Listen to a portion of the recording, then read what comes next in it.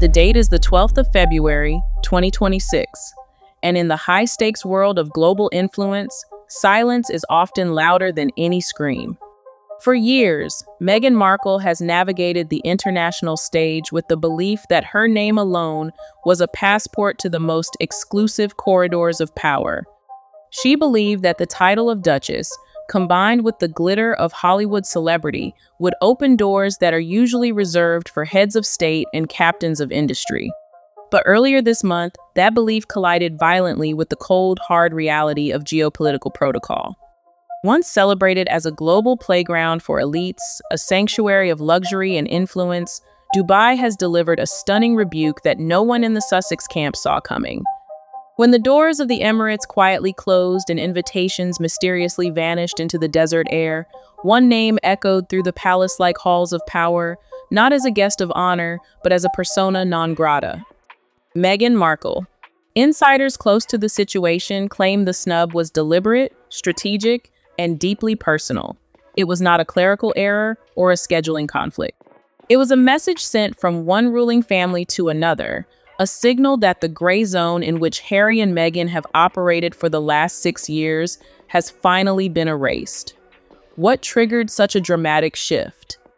Why did a simple trip provoke an alleged outburst behind the scenes that left aides trembling? As rumors swirl and tempers flare from Montecito to the Gulf, one question dominates the conversation.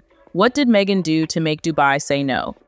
The fallout has shocked observers worldwide, and tonight we are peeling back the layers of the most humiliating moment in the Sussexes' post-royal career. The Dubai moment, as it is now being called in diplomatic circles, was supposed to be smooth, seamless, and almost invisible. It was designed to be a quiet arrival that would pass without headlines or hurried whispers, a stealth mission to secure funding and prestige for a brand that is rapidly running out of both. According to several high-level commentators, Meghan Markle touched down in Dubai in early February 2026, expecting exactly that kind of treatment. She anticipated the calm, efficient handling often given to well-known figures whose presence fits comfortably within a country's carefully managed image and interests. She expected the VIP lane, the discreet security detail, and the nod of recognition that says, "You belong here." What she encountered instead was something far colder and far more terrifying for a public figure: absolute bureaucratic silence. Dubai is not known for public scenes or loud refusals. The city has built a global reputation on controlled elegance, where decisions are made discreetly in air-conditioned boardrooms and messages are delivered without noise. In this case, there was no spectacle at the airport, there were no raised voices from immigration officers, no security standoff with guards. There was just a routine pause, a quiet escort to a private room, and a short, terrifyingly dull internal review that ended with a polite but firm decision. Entry denied. Within hours, the moment was over. No photographs surfaced on TMZ. No official announcement was released by the UAE government. No spokesperson stepped forward to explain why the Duchess was turned away. Meghan was reportedly placed on a return flight, leaving the city almost as quietly as she had arrived, her luggage likely never even leaving the hold. For Dubai, that was the end of the matter. A risk assessment had been made, a decision had been executed, and the city moved on.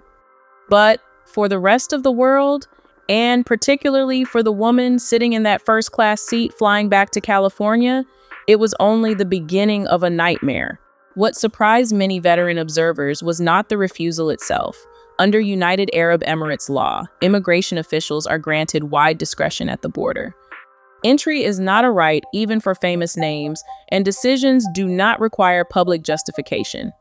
Countries regularly make such calls behind closed doors, especially when reputational, political, or strategic considerations are involved. In that sense, the denial, while unusual for a celebrity, was not legally shocking. What truly caught the attention of the intelligence community and royal watchers alike was what reportedly happened next. Rather than turning first to American diplomatic channels, which would have been the expected and proper route given her status as a private United States citizen, Meghan allegedly panicked.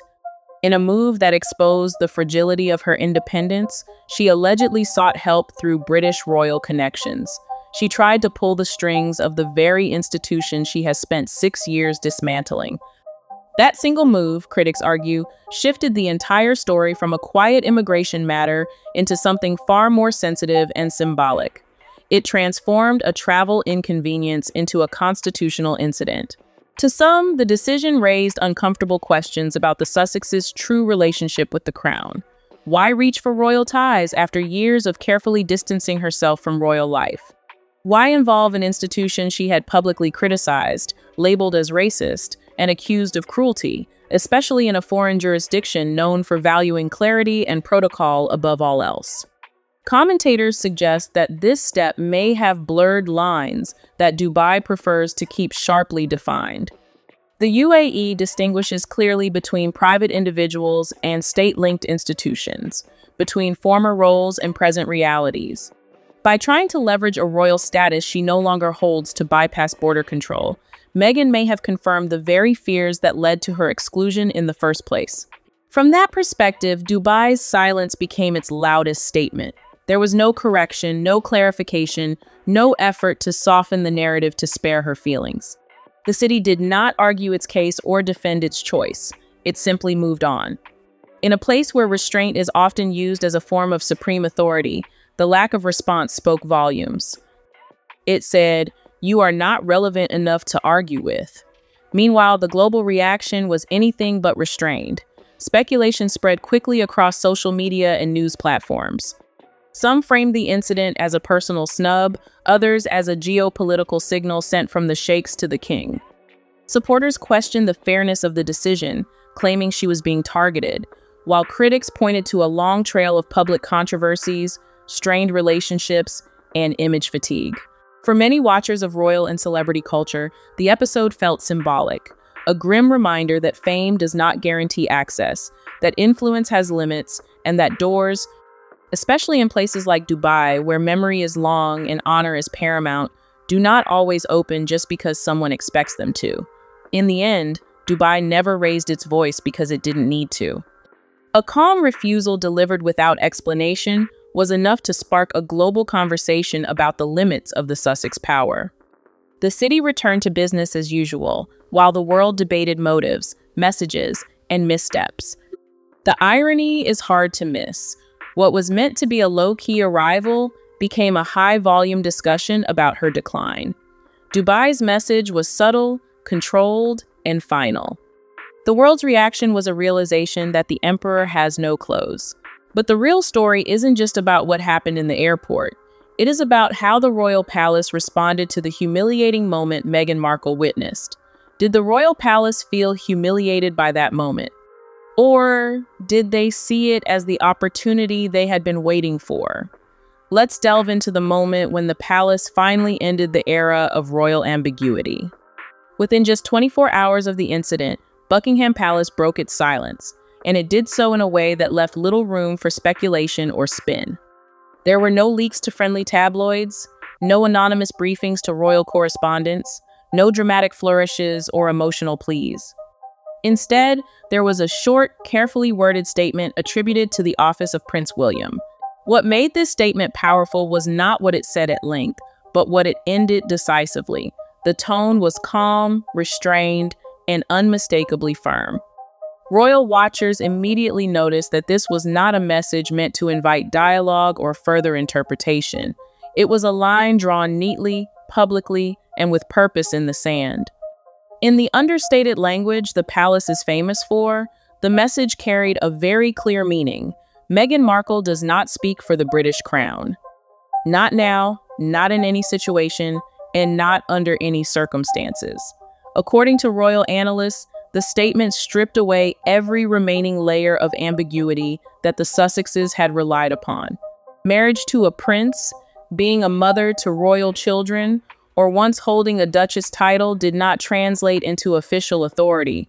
None of these factors granted diplomatic weight, none allowed representation, and none implied protection beyond what is normally available to any private citizen. If help was ever needed, the responsibility would rest squarely with standard United States consular services. Nothing more, nothing less. This was not just a reminder of protocol. It was a diplomatic disavowal. It was something deeper and far more symbolic. It marked the closing of a door that had been left slightly ajar since the Sandringham Summit of 2020.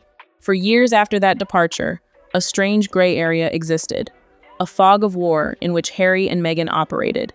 Titles were no longer active, yet they were still used on stationery and websites. Royal language was officially retired, yet subtly echoed in their branding. Connections were said to be cut, yet symbolic links lingered in interviews and global appearances. That uncertainty fed public debate and allowed the Sussexes to trade on a connection they had supposedly severed. Was Meghan still royal adjacent? Did her words carry unspoken institutional weight? Could the crown be indirectly pulled into personal, political, or commercial matters through association alone? No one at the palace answered these questions directly until now. With this statement, the ambiguity ended cleanly, publicly, permanently. Behind the scenes, reports suggest that Princess Anne played a key role in reinforcing this stance. Known within royal circles for her no-nonsense approach and deep respect for constitutional boundaries, the Princess Royal reportedly ensured that the message was echoed through diplomatic and institutional channels. The emphasis was simple but strict. Royal affiliation cannot be used as leverage. It cannot be used for business deals. It cannot be used for media narratives. It cannot be used for political positioning, and it certainly cannot be used to skip the line at customs in Dubai. To outside observers, this moment may look harsh, a grandmother locking the door on her family. But many royal commentators argue the opposite. This was not an act of retaliation or punishment. It was an act of containment. The monarchy, by design, survives on clarity. Clear roles, clear rules, clear limits. Anything that blurs those lines risks pulling the institution into controversy it cannot afford. By stating clearly what Meghan is not, the palace protected what the crown must remain: neutral, apolitical, and separate from private enterprise. In doing so, it also protected Prince Harry, royal staff, and even foreign governments from confusion about who speaks with authority and who does not. What makes this moment especially striking is how quietly it was done. No names were attacked, no accusations were made, no past grievances were reopened. The palace did not need to argue its case. It simply stated reality. And in royal language, brevity often speaks louder than outrage. For years, the story revolved around what might still be possible reconciliation, representation, residual influence. This statement changed the narrative fundamentally. It was not about the past, and it was not emotional. It was administrative, constitutional, and final. In one short response, the palace did what it does best when it truly means business. It clarified the rules, closed the file, and moved on, leaving the world to finally do the same. Apart from the humiliation of the denial itself, the question arises, was Meghan Markle affected in other ways? What implication will this have on her brand, which relies so heavily on the perception of global influence? Let's find out the bigger picture. Commentators say the Dubai moment was not a one-off mistake or a simple misunderstanding. They describe it as a loud signal in a much bigger story, one that has been quietly building for some time in the boardrooms of luxury brands and media conglomerates. To them, what happened in Dubai was less about a single decision by an immigration officer and more about a growing loss of confidence around Meghan's public image. For a while, Meghan's post-royal identity seemed clear and powerful. It was built around big ideas: empowerment, starting over, speaking truth to power, and standing on strong moral ground. She was no longer just a former royal. She was a symbol of reinvention. Many believed she would reshape celebrity influence, mixing fame with purpose and values. But over the past 2 years, that image has come under steady and sometimes uncomfortable examination. Slowly, the shine began to fade. Media watchers noticed that major partnerships, once announced with excitement and fanfare, began to cool. Some high-profile deals were quietly reduced in scope, while others reportedly ended altogether. Projects that were expected to dominate headlines seemed to stall or disappear without explanation. While this is not unusual in the volatile worlds of entertainment and media, the pattern raised eyebrows. When several doors start closing at once, people begin to ask why. At the same time, charities and nonprofit structures linked to Meghan's name attracted attention for reasons no public figure welcomes. According to public records and press reports, regulators in both the United States and the United Kingdom raised questions about compliance and structure. These were not criminal accusations, but in elite circles, even routine regulatory scrutiny can cause discomfort. For institutions that prize clarity and order, unanswered questions, no matter how small, can feel like red flags. Then came the return of old stories. Former staff complaints, which had once faded from the news cycle, resurfaced with new vigor. Past criticisms that had been dismissed or forgotten came back into public conversation, often louder than before. Social media amplified every claim, every rumor, and every negative interpretation. Fair or not, the overall effect was a growing sense of instability around the brand. Experts in reputation management often say that perception matters as much as reality. In high-level branding, especially in places that value discretion and predictability, like the Middle East, even the appearance of chaos can be damaging. Analysts point out that organizations do not always wait for proof of trouble. Sometimes uncertainty alone is enough to make them step back. Legal questions, financial ambiguity, or an unclear public narrative can quickly turn a once desirable partnership into a perceived gamble. This is the lens through which many observers interpret Dubai's response. They argue that Dubai did not snub a person or pass moral judgment on Meghan Markle, the woman. Instead, it assessed a profile and chose caution. Dubai, as a global hub for business, diplomacy, and controlled luxury, is known for protecting its image fiercely. The city welcomes fame, but only when it comes with reliability and low risk. Celebrity alone is never enough. In this view, Dubai's decision was not emotional or personal. It was strategic. Decision-makers likely asked simple questions. Will this association bring stability or controversy? Will it strengthen our image or complicate it? When answers are unclear, the safest move is often to say no. A Gulf commentator summed it up in blunt but revealing terms. This wasn't about celebrity. It was about stability. That single sentence captures the heart of the issue in regions and industries where order, control, and long-term planning matter deeply. Unpredictability is costly. Even global fame cannot outweigh the fear of reputational risk. For supporters, this interpretation may feel harsh or unfair. For critics, it confirms long-held doubts. But for analysts watching from a distance, the Dubai episode looks less like a sudden rejection and more like a visible crack in a story that has been quietly shifting for years. In their eyes, Dubai did not start the unraveling. It merely exposed it to the harsh light of day.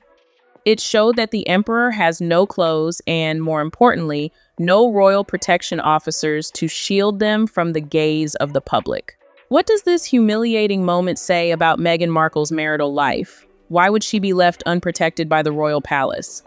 Let's dive into the details of Meghan's strained marriage, which seems to be buckling under the weight of these external pressures. Two visions, one collision. As pressure from the outside world continued to build, the focus slowly shifted from headlines and public backlash to something far more personal, the marriage between Prince Harry and Meghan Markle itself. What was once presented as an unbreakable partnership standing boldly against royal tradition is now being re-examined through a quieter, more complicated lens. According to insiders quoted by both British and American media, the growing tension between the couple has little to do with scandal or betrayal in the traditional sense. Instead, it centers on a deeper issue: direction. Those close to the situation describe a marriage strained not by drama, but by different ways of responding to the same reality. Prince Harry, they say, seems tired. He appears emotionally worn down by years of public conflict, constant criticism, and the exhausting need to explain, defend, and reinvent himself. After walking away from royal life in search of peace and control, he now appears less eager to keep fighting the world. To some observers, Harry looks like a man who wants stability, privacy, and a quieter sense of purpose, perhaps even a return to something simpler, if such a thing is still possible for him. Meghan, on the other hand, is portrayed very differently. Insiders suggest she remains deeply invested in visibility, influence, and global relevance. Where Harry seems ready to slow down, Meghan appears determined to push forward. New platforms, new audiences, and new opportunities are said to remain central to her thinking. In this telling, retreat is not an option. It is momentum that matters. Dubai, according to several reports, was meant to be part of that forward drive, a strategic move into a new space that promised luxury, global attention, and fresh possibilities for financing their lifestyle. What has raised eyebrows, however, is Harry's apparent distance from these efforts. Reports claim he was not closely involved in planning the Dubai trip, a detail that has fueled speculation about how aligned the couple truly is behind the scenes. His lack of public comment afterward only added to the intrigue.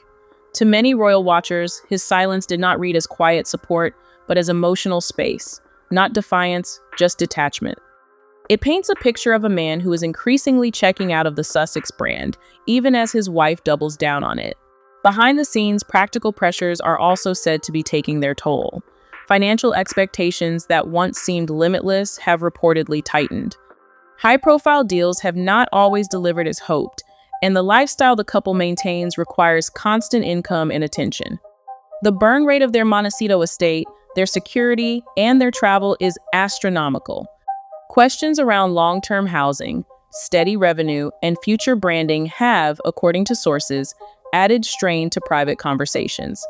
These are not small issues. They are the kinds of stresses that test even the strongest partnerships. What makes this situation especially striking is how far the couple has traveled from where they began.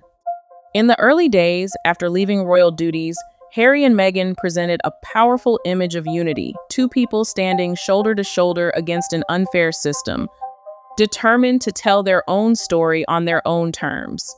That shared sense of mission seemed to bind them tightly together against the world. But as time has passed and influence has proven harder to maintain, cracks, subtle but significant, appear to be forming. Analysts now suggest that the real divide is not about love, but about response.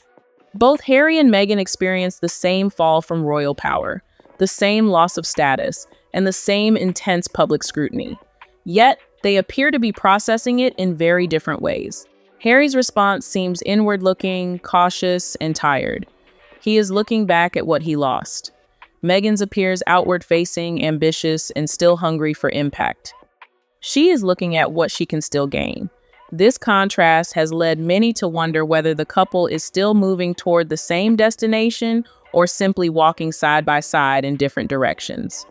What once looked like a single, unified front against the world now seems, at least to outside observers, like two individuals navigating the same storm with very different instincts. And as the pressure continues to mount, the question lingering in the background is no longer just about public image or career moves, but about whether shared purpose can survive when visions begin to drift apart. The lesson of the Dubai denial is a difficult one about power in the modern world, one that many people, including perhaps the Sussexes, misunderstand. Influence today is not just about fame, titles, or past associations. It is about permission. Symbolic power only survives for as long as powerful institutions choose to recognize it. Once that recognition is withdrawn, the symbol begins to fade. Critics argue that Meghan Markle may have misread this reality. There appeared to be an assumption that royal identity was permanent, something that could be stepped away from temporarily, then picked up again later, reshaped to suit new goals. In this view, the crown was not a structure with rules, limits, and expectations, but a brand asset that could be reused at will. The idea seemed to be, once royal, always royal. But the events that followed told a very different story. Dubai's quiet but firm refusal to engage was not just a social snub. It was a calculated decision made by a city that thrives on certainty, control, and carefully managed reputation. Dubai does not gamble with ambiguity. It aligns itself with figures who bring clarity, stability, and predictable value. When access was denied, the signal was subtle but powerful. This was not about personal dislike. It was about risk. Then came Buckingham Palace's public distancing, which removed any remaining doubt. This was not a coincidence. It was alignment. The monarchy and the marketplace, two very different systems, delivered the same message at the same time. Titles alone are not passports. History does not guarantee relevance, and former status does not entitle anyone to future platforms. Together, these moments shattered the belief that royal association could exist independently of royal duty. The palace made it clear that the distance was intentional. Dubai made it clear that neutrality was no longer possible. What remained was a gap, one where influence once stood. In the worlds of global diplomacy, elite business, and luxury branding, trust is everything. But more than trust, there must be predictability. People often assume scandal is the greatest threat to reputation. In reality, uncertainty is far more dangerous. Institutions can manage controversy, they can spin mistakes, they can even survive public criticism. What they cannot afford is unpredictability, especially when billions of dollars, geopolitical alliances, and long-term planning are involved. By early 2026, this had become the core issue. Meghan Markle was no longer viewed simply as controversial, she was viewed as inconsistent. Her image had shifted from polished prestige to strategic uncertainty. And in high-level spaces, uncertainty closes doors faster than any headline ever could. Luxury brands rely on control. Governments rely on stability. Royal families rely on continuity. When a public figure appears difficult to place neither fully inside nor fully outside an institution, it creates confusion. And confusion is bad for business, diplomacy, and tradition alike. This is why the response was not dramatic, loud, or emotional. It was calm, quiet, and final. No angry statements, no public arguments, just a steady withdrawal of access. Invitations stopped coming, associations cooled, the silence did the work. The larger lesson is not about one individual, it is about how modern power actually works. Influence is not something you own, it is something you are granted, renewed, and sometimes revoked. Titles do not function like personal property, they function like contracts, and when the terms change, so does the value. One media strategist summed up the moment with blunt honesty, cutting through years of speculation and noise. She thought leaving the palace would make the world chase her. Instead, the world watched and recalculated. That recalculation is the part many overlook. The world did not react emotionally, it reacted strategically. It assessed risk, measured benefit, and made decisions accordingly. And in doing so, it exposed a truth that is easy to ignore but impossible to escape.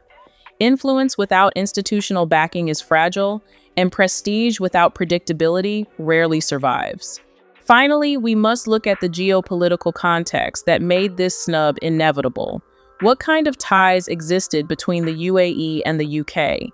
Did the embarrassing moment affect the relationship of these nations? Could Dubai really have acted based on the approval of the royal palace? Let's take a look at the friendship shared by these nations that goes beyond politics.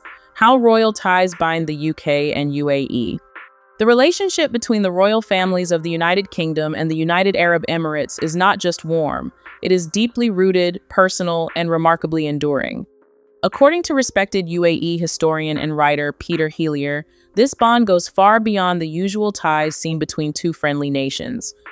Instead of being limited to official meetings, treaties, or changing political interests, the connection has grown into a rare kind of family-to-family relationship shaped by trust, respect, and shared history. Speaking some years ago after the passing of Queen Elizabeth II, Hillier reflected on how special this relationship truly is. Having closely watched the growth of UAE-UK relations for more than 4 decades, he expressed strong confidence that the friendship between the two countries would not only survive the Queen's death, but continue to flourish under King Charles III. His confidence, he explained, is rooted in something far deeper than diplomacy. One of the strongest pillars of this relationship, Hillier noted, is the close bond between the British royal family and the UAE's ruling families, particularly those of Abu Dhabi and Dubai. This connection, he emphasized, was carefully built over time and nurtured through personal interactions rather than political negotiations. It is a relationship that has stood firm above shifting political landscapes and changing global priorities. At the heart of this enduring bond were two towering figures: Queen Elizabeth II and the UAE's founding father, Sheikh Zayed bin Sultan Al Nahyan. Together, they laid the groundwork for a friendship that would shape relations between their nations for generations. Queen Elizabeth played a key role in strengthening ties with the UAE's ruling families, engaging with them not merely as political leaders, but as partners and friends. Through this approach, the relationship grew into something far more meaningful than a standard government-to-government alliance. Hellier explained that this unique bond is different because it operates on a personal level. Governments may change, policies may shift, and political tensions may arise, but the family connection has remained steady. This personal trust has helped both nations weather challenges and maintain mutual respect even during uncertain times. Queen Elizabeth's visits to the UAE were especially significant in building this foundation. Known as the most widely traveled monarch in history, she made two historic visits to the Emirates, first in 1979 and later in 2010. These visits were not symbolic gestures. They were powerful moments that reinforced friendship, understanding, and mutual appreciation. Her presence in the UAE sent a clear message about the importance Britain placed on its relationship with the young nation and its leadership. Through these exchanges, bonds were strengthened, traditions were shared, and a deep sense of mutual respect was reinforced. What makes this relationship especially intriguing is its resilience. While many international partnerships depend heavily on political alignment or economic interests, the UAE royal connection has thrived on personal rapport and shared values. This has allowed it to rise above disagreements and remain strong through periods of global change. As leadership transitions from one generation to the next, the legacy left by Queen Elizabeth and Sheikh Zayed continues to shape the future. King Charles inherits not just a throne, but a carefully nurtured relationship built on decades of goodwill.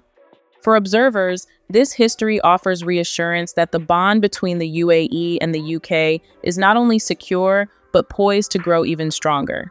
In a world where alliances often feel temporary, the friendship between these royal families stands out as something rare, deeply human, firmly rooted, and quietly powerful. Against this backdrop, Meghan Markle's attempt to use her former royal status to gain entry into Dubai was not just a personal misstep. It was a diplomatic blunder of the highest order.